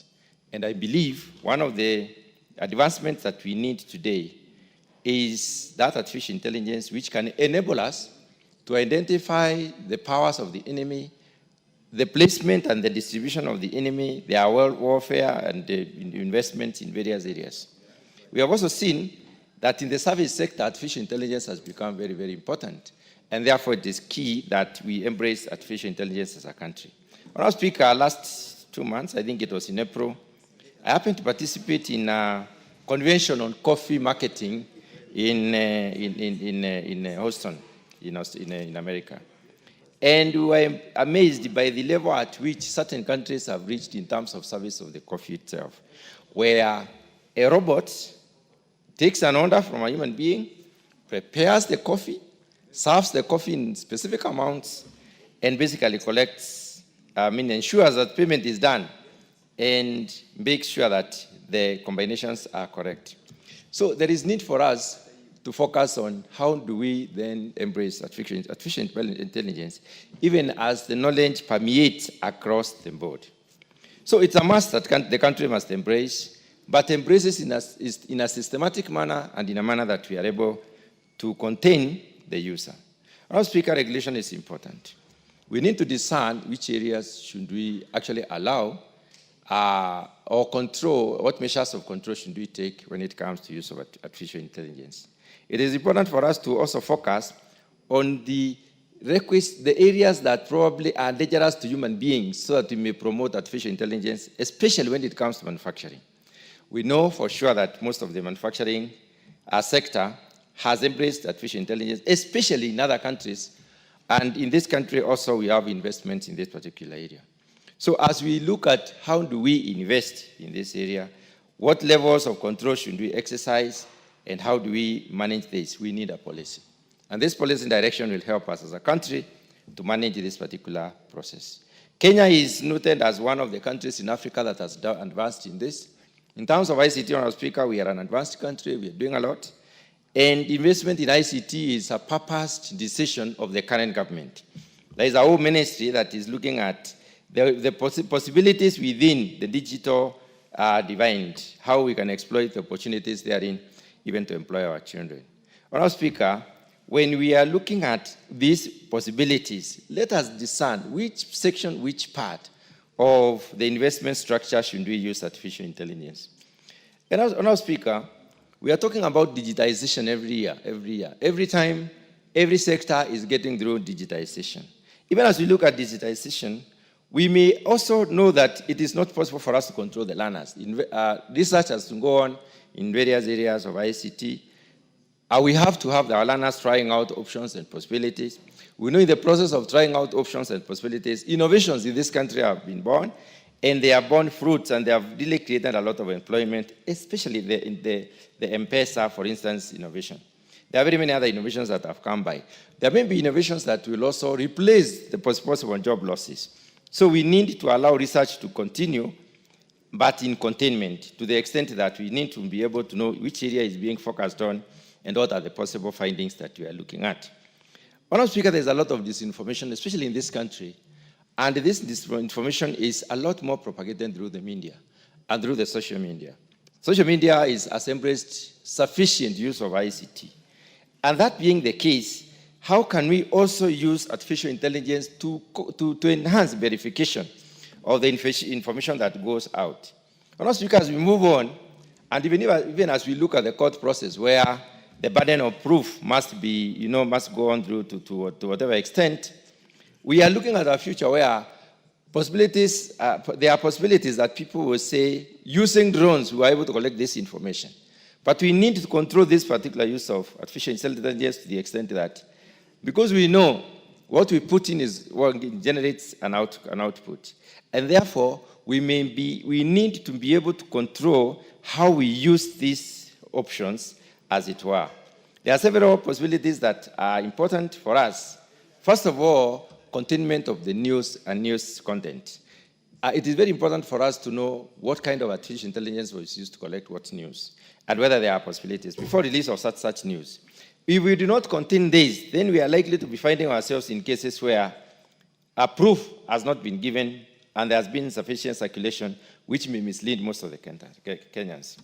The other issue is the control of associated onslaughts or the areas where we have embraced artificial intelligence. We need a verification mechanism, Madam Speaker, whereby we will be able to know exactly how does the use of this technology lead to generation of information that probably can call as credible, reliable, and verifiable. And if the information is not verifiable, Madam Speaker, we need to have mechanisms that can help us to shun this, to get this information from circulation. When we focus on job losses, Madam Speaker, artificial intelligence is likely to lead to job losses, yes. We are a country in transition which requires to employ most of our people, and also it can be a possibility that our people can be employed in this particular area. So even as we look at advancement and the use of this particular technology, then we may be looking at how can we use it in tandem with promotion of productivity within the productive sector so that we are also creating more jobs, such that we win off those tasks that are difficult, tasks that are risky, tasks that require a lot more of machinery use, and then we place human beings to those tasks that require a lot of intensive scrutiny. Madam Speaker, public awareness is very important. In our country, the awareness levels are high, but unfortunately, most of the information that circulates around is not necessarily very credible, not verifiable, and not reliable. How can we use this artificial intelligence to ensure that we develop sufficient understanding to our people on how to even cross-check information that they are being given? Madam Speaker, it is important for us to foster transparency and the responsible use of AI. It is possible for us to do that through a very elaborate policy framework. And that is why I believe this particular this particular motion has come at the right time. We need to distinguish which sectors can embrace artificial intelligence. We need to distinguish which functions within those sectors that can embrace artificial intelligence and to what extent. And we need a mechanism of measuring out to try and exactly establish what level of use are we talking about. So, Madam Speaker, there is the issue of ethical standards and ethics of information that is transmitted. That needs also to be focused on and can only be achieved through a policy guideline. Madam Speaker, with those very few remarks, I wish to support this particular motion. Thank you very much. Thank you. The Honorable Cecilia Getit, member for Turkana County.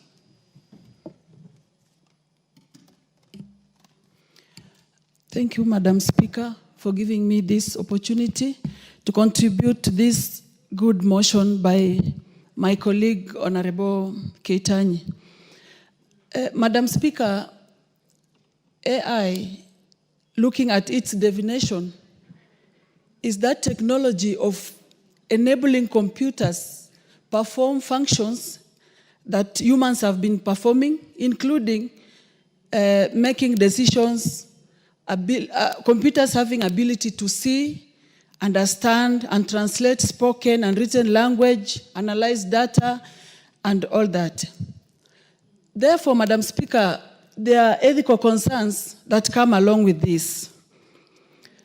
If we don't regulate that space, how safe are we in terms of our privacy, in terms of safety of our data, the security, and the potential impact on human autonomy, necessitating responsible governance and regulation, Madam Speaker. The AI has both advantages and disadvantages, Madam Speaker. And of course, in terms of regulating, we need to focus on the disadvantages so that this space is regulated to give us more benefits than disadvantages, Madam Speaker. In Kenya now, our young people are looking for jobs.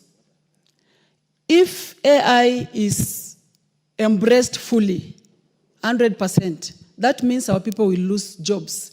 And those that want jobs will now have no future of getting jobs, Madam Speaker.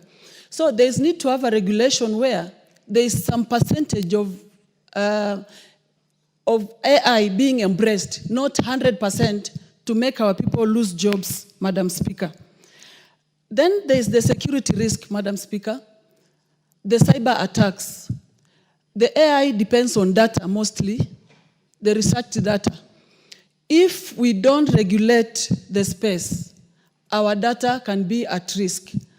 So I think as a country, before embracing this, we really need to have very serious regulations, Madam Speaker, that will address ethical concerns like biases and discrimination, security risks, and then high development and implementation costs, Madam Speaker.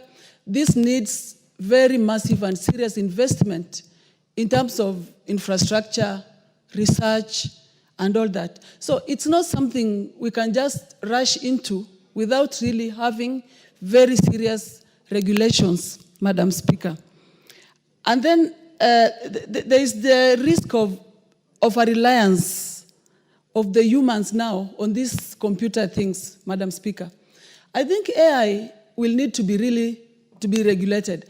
If our students will be asked any question in school and then they just access the AI information and data, then it will kill the ability of our students reasoning and really expounding on things, testing their intelligence. They will now be depending on this AI thing.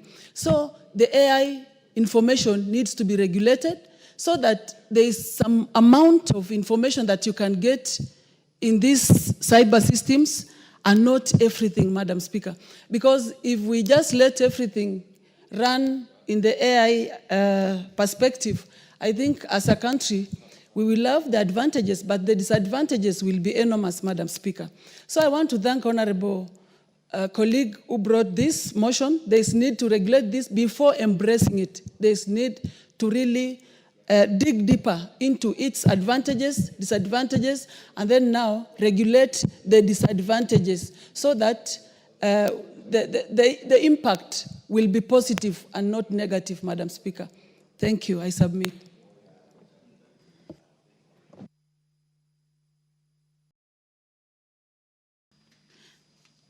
The Honorable Joseph Dena, nominated member. Please trace the Honorable Dena from my right. Thank you, Madam Speaker. I stand to support my colleague. I call her Maria Antoinette. First, we have, it is good that we cannot stop an idea whose time has come.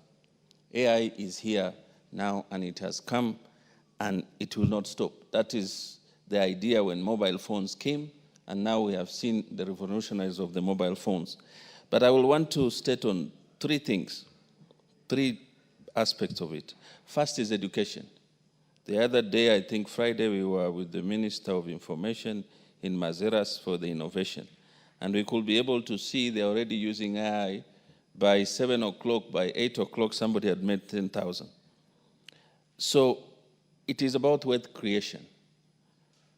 Number two, it's AI now is on health. They can be able to tell your blood sample, everything about you in terms of using the AI, even without your knowledge. That I tend to support the regulation into this. The advantages are there, the time has come, but yet at the same time, we have to put the regulation to guide us. Third thing, it's on security, which is key. We can see now in Iran what is happening in Iran and Israel. Somebody you cannot see, somebody you cannot hear, somebody you cannot even have face. There is no plane. And now everybody is going into drone. Security is a key component in any country. If we cannot be able to regularize the AI policy, then we are going to fall into a big problem. So we come to agriculture. Right now, there are drones that are feeding and able to tell the amount of fertilizer, the amount of acreage production, which will determine the food production of a country. And if we look into these things, they are key components of the future of a country. So I tend to support this motion because it is a key component in our life in which we live in. As much as it's good, but we have to be able to create a framework that we can be able to guide the AI in this country. So, Madam Speaker, I tend to support the motion, and I thank my colleague for bringing it up. Thank you. Thank you. The Honorable Joseph Cherorot, member for Kipkelion East. Thank you, Mr. Speaker, for giving me this time in order to support the motion brought by the Member of Parliament from Alai, Marianne. Madam Speaker, this motion actually has, I can say that it has even delayed because of whatever is going on around our country. I want to say that the other day we were talking of analog and even digital. When the computer came in space, Madam Speaker, we know what has gone through and a lot have taken place in this country. I want to say that the regulating or giving out the framework on how to regulate the use of AI, Madam Speaker, is going actually to help us a lot. I know this is an area which has been embraced by our Kenyan youth and mostly all Kenyans. In our homes, Madam Speaker, even in our bedrooms, we have mobile phones. And in most cases, you find out that even some of our youth, or most of them, are aware of what is going on around the world. So regulating it, Madam Speaker, will help us actually to guide, even though I know the world actually has become a global village, Madam Speaker. And what is going on, we've seen about content creation and a lot of things, which means that AI has taken a transformative shift in this country. Madam Speaker, if we want actually even our ministries to proceed and even to progress, AI actually is the only way that can be embraced. If you see, Madam Speaker, like in health, Madam Speaker, the other day we had to change. We had to shift to SHA from NHIF because NHIF was using actually the analog way. And in the SHA, Madam Speaker, it is digitalized, which means in our ministry, like Ministry of Health, even KRA, using AI can help us even to develop economically, Madam Speaker. Madam Speaker, I want to say that if we want to also to prosper in our businesses, AI is the only way. Madam Speaker, you find yourself, you are seated in the house, and you do some orders, and within a short time, you do deliveries are dropped in your house just because of AI. So I want to mention that as a person, I'm supporting what actually the Member of Parliament, Honorable Marianne, has brought about this regulation of AI. If we want also to, like what we have mentioned, Madam Speaker, especially in terms of agriculture, there are a lot of things that you cannot use just the common sense that you have, but you have to apply also AI. And also in the cyber security, Madam Speaker, it also helps a lot. So if we can, if whatever is going on around the world, Madam Speaker, like what a colleague has mentioned, the war that is going on now in the Middle East and several other areas, the security, in terms of security, the warfare that is around, like between Israel and Iran, what is going on now is because of the AI, the drones and all that. So, Madam Speaker, I support the motion. Thank you, Madam Speaker. Thank you. The Honorable Patrick Ntwiga, member for Chuka Igamba Ng'ombe. Thank you, Madam Chair. Madam Chair, from the onset, I stand to support this Ebola business. And I would wish to say the following one. Madam Speaker, when we discuss AI, we are not discussing Kenya as excluded from the rest of the world. So if we continue saying as a country that we want to avoid AI to protect the jobs of our children, we need to know that it's not us who will use AI. AI will be used by the same children. And the rest of the world won't prevent the rest of the world from evolving in AI because Kenya is not prepared. So our lack of preparedness does not tell what the world will do. So, Madam Chair, we really need a regulation because we have a young generation. I like what one of our colleagues from the Ugandan parliament said, that being born in Kenya, it's like being in Form 6 in Uganda. We have a generation, that is so quick to learn. Yesterday, I looked at and I wish first to say sorry for what happened yesterday about that man who was shot. And within, we not even know tell you who, because within that minute, they had created so many faces. They will say, is this one who has been shot? Is this one who has been shot? He is from here. So we had like 10 or 20 people, images that had already been created online on who had been shot, which can really bring chaos and confusion. About the policeman who did what, we had almost a face immediately, after 2 minutes, another one. So we really need a regulation because you can't control that. We can't say now that will prevent young people from using AI or artificial intelligence because it's the next frontier of development in the world. So we can't close ourselves inside the country and be afraid of what is coming because AI is here with us. And the most important thing as a country is to be prepared. And the best preparedness for this house, as a house that makes laws, is to have a law that will guide artificial intelligence and its use in the country. Thank you, Madam Speaker. I support. Thank you very much. The Honorable Kainan, member for. Thank you, Madam Speaker. Eldas. I don't know why I left my card. Yeah, it's unusual. I hardly forget. And you know that because of the length of time you have been in this house, we have to indulge you. So please proceed. It's a very, very rare thing. Thank you, Madam Speaker. Madam Speaker, this motion is timely. I want to thank the Honorable Marianne Keitany. You know, she's a distinguished member of this house. People know her as a first-timer. I don't know whether you'll... Yes, I'm saying people know her. Bent over because of your height, I think. People know her as a first-timer, but she's an all-round, efficient, highly mobilized, former chief of staff. And I'm sure the people of Aldai will not regret in having her as a member of parliament. But that does not mean I have in any way trying to influence how the people of Aldai are likely to think of her and behave. Having said this motion is timely. And it's one of the things that we must think out of the box as a country. Madam Speaker, Kenya is a very responsible member of the global village. Let me call the global village. And equally, Kenya is a very resourceful, committed member of the African continent. And Madam Speaker, Kenya is a country of very diverse population. One of the things that we must pride in, recently we were voted as the best in human resource capital by the UN.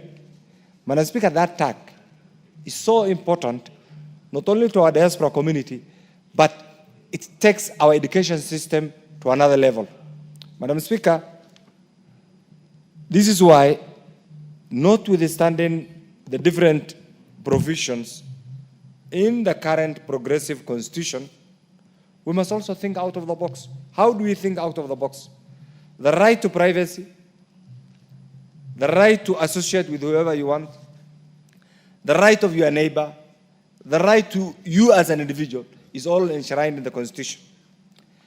Madam Speaker, John McCarthy, who is considered as the father of AI, participated in something called the Dartmouth workshop in 1956.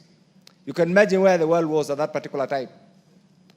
And what he thought of in that particular conference is what is now making everybody sleepless. Madam Speaker, as a country,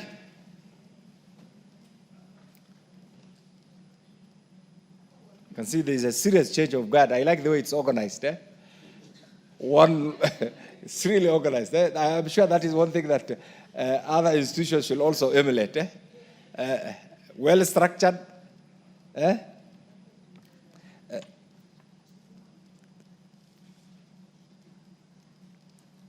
Madam Speaker, those who invented the use of computers were not competing with Almighty. Almighty God has created the human beings, the animal beings, and the angels.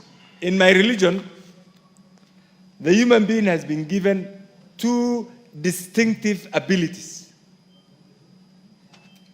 The right to think, that is why God says, God gives you an opportunity to discern what is good and what is right. And you as an individual, you are in a position to either go astray and follow the wrong or follow the right. And one of the things that mankind has done is to be innovative enough, to be creative enough, and use computer. Madam Speaker, what this bill, and I get this, what this motion attempts to do is to, first of all, to acknowledge that we are in the era of AI. This is the first thing. The second thing that this motion attempts to acknowledge is that there is need to have a friendly, institutional-driven framework that will allow the user of the AI not to infringe on the rights of others. And this is why all of us are believers in our Constitution. We accept that we have a Constitution. And that is our supreme law in the Republic of Kenya. Within that Constitution, people are allowed the right to belong to the religion of your choice, the right to associate with whoever you want, as long as you don't infringe the rights of the other person. So what this motion is trying to do is, first of all, to create public awareness. Are Kenyans aware of the AI presence in their midst? Are Kenyans aware of the use, both the advantages and the disadvantages of AI? Mr. Speaker, in the current modern day Kenya, Mr. Speaker, the use of AI has greatly, the unregulated use, let me say this, of AI has greatly caused public disturbances, Mr. Speaker, serious security challenges, and Mr. Speaker, to some extent,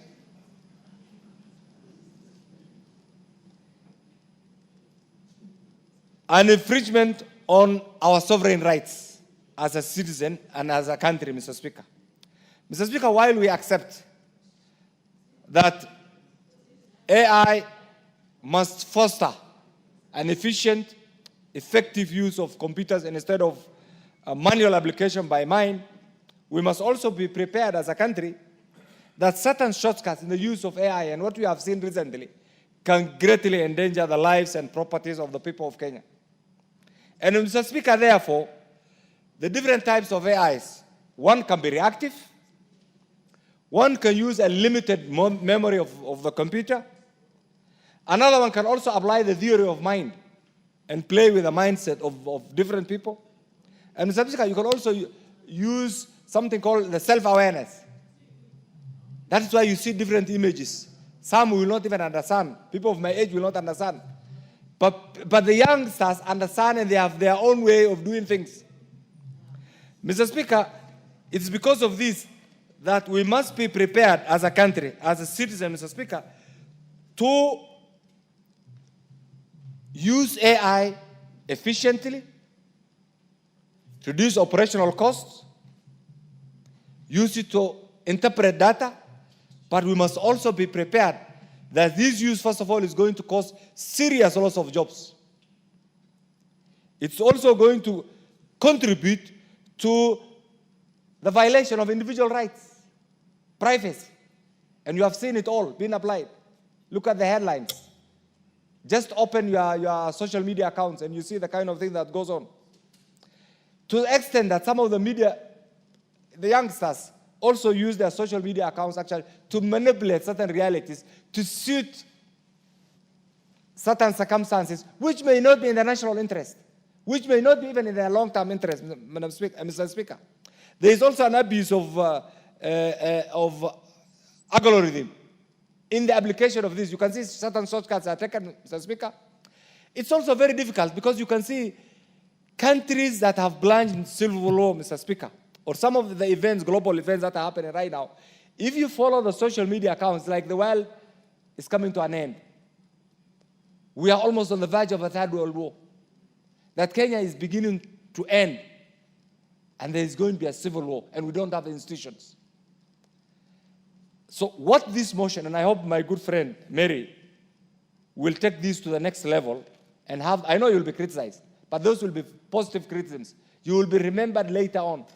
That's why I said we must think out of the box. Please translate this, take this to the next level, have it as a bill that allow the public to participate, and ultimately we'll come up with a bill that meets the test of time, a bill that meets the sovereign interest of the people of Kenya, a bill that will protect the rights of any individual, and a bill that will ultimately contribute to the development of this great republic. Mr. Speaker, I stand to support this, very progressive. Please don't get tired. Go on, bring the bill as soon as possible. I support. The MP for Taita Taveta, followed by the Honorable Geoffrey Odanga. Thank you, Mr. Speaker, for also giving me a chance to contribute briefly on this motion. And I want to begin by congratulating my colleague, Marianne, for bringing this motion on matters artificial intelligence. And Mr. Speaker, from the onset, I want to say that the world is revolving and it continues to evolve. And truly, AI is an idea that time has come, and there's nothing we can do about it. We have to embrace it. And Mr. Speaker, it has its own benefits and challenges. And already it is in practice. So, Mr. Speaker, the only way that we can enjoy or benefit from AI is to regulate it. We have to control so that we benefit from it. And Mr. Speaker, I want to say that a lot is being done by AI, like so many things. You get surprised at times you go for shopping and Mr. Speaker, you have your Visa card in the pocket and you just get close to the counter and tap it and everything is sorted. You know, money is removed from your card and you've already settled your bills. And that is the work of AI. At times you pay for parking and when you're driving your car, before you get to the gate, the gates are opening. All that is AI. And many things. So before it gets to matters security and many things on the wrong side, Mr. Speaker, I agree. It is time we regulate it as quick as possible so that we get to enjoy it. So I congratulate my colleague and I support this motion. Thank you, Mr. Speaker. Geoffrey Odanga. Thank you, Honorable Speaker. Let me also add my voice to those who are supporting the artificial intelligence and thank the sponsor of the motion, Honorable Marianne. I want to say, Madam Speaker, Honorable Speaker, that first of all, let me note that artificial intelligence is very dangerous. It is very dangerous if it is left to run and control itself. And we have seen this, like when we have had WhatsApp and FB and so on, we are seeing people abusing the opportunity to use the social media. So we need to take up this very quickly and fast enough so that it is regulated and controlled. The truth is that AI has already taken the world by storm. It is existing. We are already using it. If we don't control it, it's going to damage and even threaten, like the education system in terms of research, those who do research at masters, at PhD, and for other purposes. This is going to threaten innovation and creativity in our educational institutions. It is also going to be very dangerous in the areas of security and so on. So there is a very, very important need to have it regulated and controlled. Honorable Speaker, I support. The Honorable Member for Turkana North, Paul Ekwam. Proceed. Thank you, Mr. Speaker. I rise to support this motion by Honorable Marianne. Mr. Speaker, whereas we celebrate AI, it's come with serious challenges, and especially with the young people in this country. If it's not going to be regulated, Mr. Speaker, it is going to, one, spoil our generations, two, create very serious issues in this country. We have so many experiences, Mr. Speaker, and so this motion that intend to allow the ministry concerned to regulate and put framework that will guide use of the AI and also create public awareness to our communities has come at a good time. Mr. Speaker, besides that, I would want to also urge that we need to have infrastructure that will also support use and, regulating the information that goes to the public. We also need to benchmark with many other countries, especially in the West, that have had this AI for a long time, so that, as we celebrate the benefits of AI, we also have it used well. Thank you, Mr. Speaker. I support. Is the MP for Samburu East in the House? Under the circumstances, given the fact that I don't see any other member who intends. Honorable Sani, the MP for Wajir North. Thank you, sir. Proceed. The mic is there. Give him the mic, for God's sake.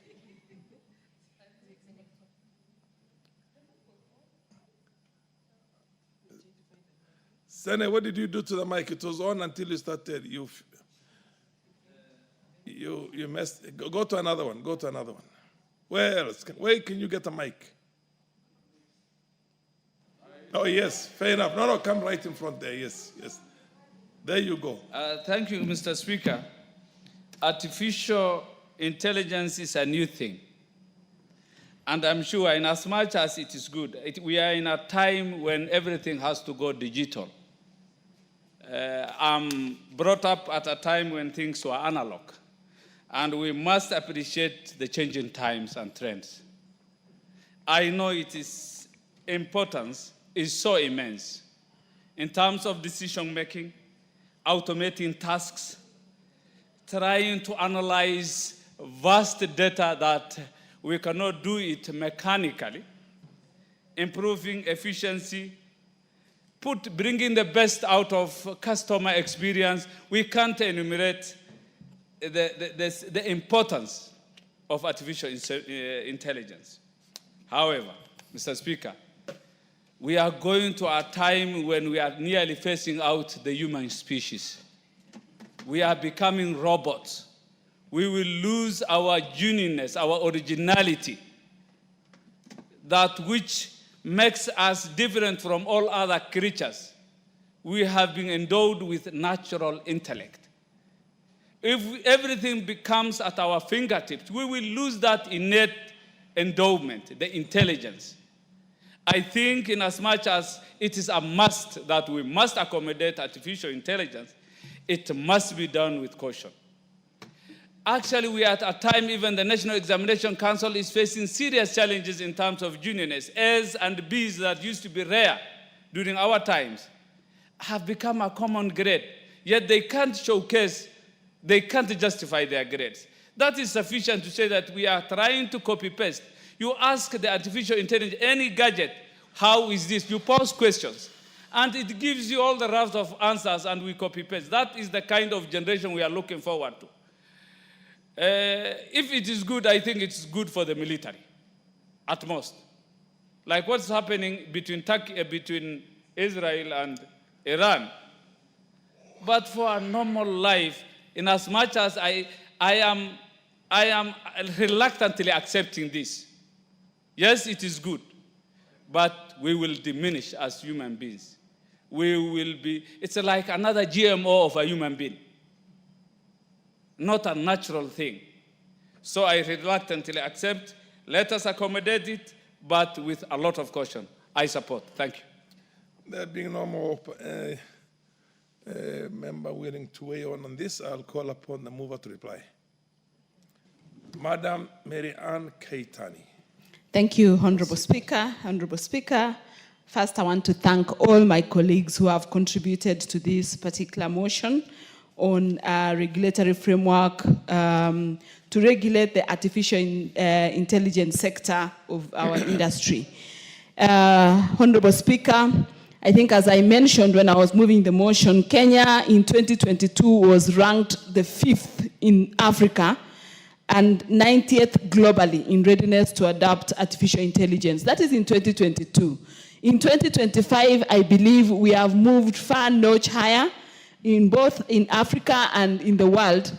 And without regulation and without a framework within which we can now work on to ensure that any artificial intelligence use and readiness is adopted in a regulated framework, then it becomes dangerous for us, especially in the age and era where we are dealing with fake news, in the age and era where we are dealing with economic inequalities and displacements and misinformation that has become a norm of the day. In, again, the same 2022, the Oxford Insights survey pegged Kenya's readiness for AI at 40.3%. I think if today the index is done, we could actually far be above 60% in terms of readiness. And therefore, this regulation couldn't come at a better time. It couldn't be thought through at a better time so that Kenyans and the world at large can be able to appreciate and be able to take advantage of artificial intelligence. I remember, Honorable Speaker, when computers first came into the world and when they finally came into being used around 1956 to about 1980, many people used to see many big machines called mainframes. But today, the computer is as tiny as it's a very tiny thing, and we cannot survive today without computers. Artificial intelligence is quickly and very fast taking shape and taking root in a lot of the activities we do. We travel a lot, and I think a quick example of one of the places artificial intelligence is properly used is, for example, at airports. When you are moving from one terminal to the other, you have a train that is driverless. moving you from one terminal to the other. That is artificial intelligence at play. And we are trusting that train to be able to take you to the other terminal without thinking that, oh, there is no driver inside this train. And so many other technologies. Medicine, today you don't have to go or travel long distances to get very good medical attention. Within the comfort of your home, your country, you can be able to get access to the best doctors, the best medication through artificial intelligence. I can't mention all sectors because every sector of our economy and every sector of our lives is actually now being taken over by artificial intelligence. And we need to appreciate that as a country, as Kenya, we cannot be left behind. We cannot close ourselves out of artificial intelligence. We must be with it, and we must be with the society, and we must move on. And for us to do that, so that it is not misused, I think the formulation of this framework or regulation is very important in this sector. So, Honorable Speaker, I beg to reply. Thank you. Fair enough. Question will be put at an appropriate time in the future. For now, I'm calling for the next order. Order number 18. Order number 18, motion, formulation of a land use policy on zoning of land for agriculture and built development. The Honorable Tim Wanyonyi is in the House to move this motion? No? Okay, I defer this motion to another date when Honorable Tim Wanyonyi is going to be around to move his motion. Next order. Order number 19, formulation of a reward scheme for accomplishments by sports persons in international competitions. Where is the Honorable Charles Ngusia to move this motion, private member's motion? He's not in the House? Fair enough. I direct that this motion be put on the order paper on an appropriate Wednesday when the Honorable Ngusia can move this private member's motion. Next order. Order number 20, motion, allocation of help funds to support students enrolled at the Kenya Medical Training College. The Honorable Shuria was around this morning. He's not in the House now? I'm sure he assumed that these other motions were going to take the time up to 1 o'clock. Under the circumstances, there being nobody to move, Shuria is not moving and he has not delegated that authority to somebody else to move on his behalf. I direct that this motion be put on the order paper at an appropriate date in the future. Next order. Order number 21, the Parliamentary Powers and Privileges Amendment Bill, Senate Bill number 37 of 2023, second reading. The co-sponsor, Honorable Wamboka. The Honorable Wamboka. Fair enough. Honorable Wamboka is not in the House to move this bill. Under the circumstances, I direct that this be put on the order paper at an appropriate date in the future. Next order. Order number 22, the Breastfeeding Mothers Bill, National Assembly Bill number 8 of 2024, second reading. The Honorable Sabina Chege to move this second reading of this motion, of this bill. Honorable Chege Sabina, MP for Moranga, is it? No, nominated member of parliament. She is not in the House. I direct that this be put on the order, this bill to be put on the order paper at an appropriate date in the future. Next order. Order number 23, the County Government's Amendment Bill, Senate Bill number 25 of 2023, second reading. The Honorable Timothy Toroitich. Honorable Timothy Toroitich is not in the House to move this bill as a co-sponsor of the bill itself. Now, I direct that this bill be put on the order paper at an appropriate date in the future when the honorable member will be in a position to move it, to move the second reading. Honorable members, under the circumstances, there being no any other matter on the order paper,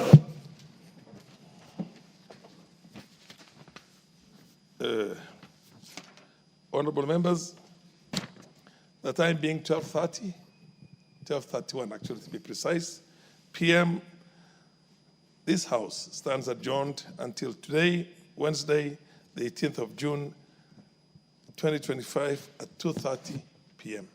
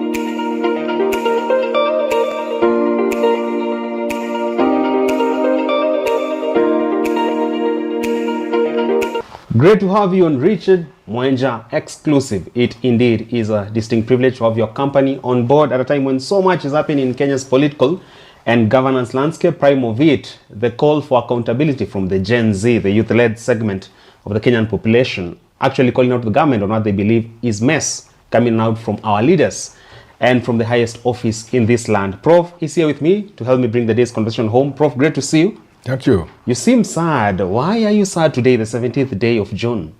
I'm watching videos of things happening in town, and I'm seeing demonstrators being confronted and beaten by what we are coming to be told are paid goons, perhaps? But I don't know, they call them goons. Before we even talk about the goons alleged to have been paid by some quarters, yeah, we've seen just. And they're in uniform. They're in uniform. The uniform. These are they batons or what they are? They are not even batons. Clubs, perhaps. Yeah, things.